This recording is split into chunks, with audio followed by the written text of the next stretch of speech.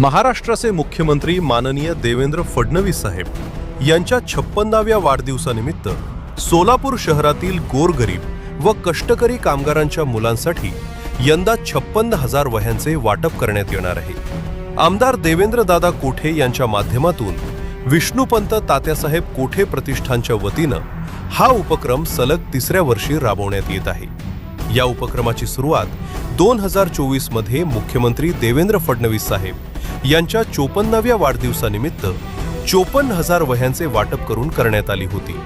त्यानंतर 2025 मध्ये 55व्या वाढदिवसानिमित्त 55,555 वह्यांचे वितरण करण्यात आले।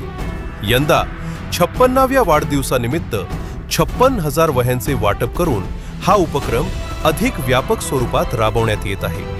आज विधिमंडळाच्या कामकाजानंतर मुख्यमंत्री देवेंद्र फडणवीस साहेब यांच्या हस्ते या वह्यांचे अनावरण करण्यात आले। यावेळी विधानसभा अध्यक्ष माननीय राहुल नार्वेकर साहेब, ग्रामविकास मंत्री तथा सोलापूर जिल्ह्याचे पालकमंत्री माननीय जयकुमार भाऊ गोरे, विधान परिषदेचे आमदार माननीय धनंजय कदम आदी मान्यवर उपस्थित होते।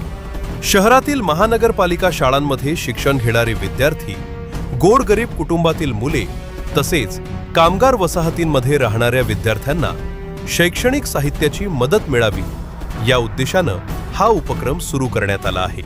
सामाजिक दायित्वाच्या भावनेतून विष्णुपंत तात्यासाहेब कोठे प्रतिष्ठानच्या माध्यमातून दरवर्षी मोठ्या प्रमाणावर वह्यांचे वाटप करण्यात येते।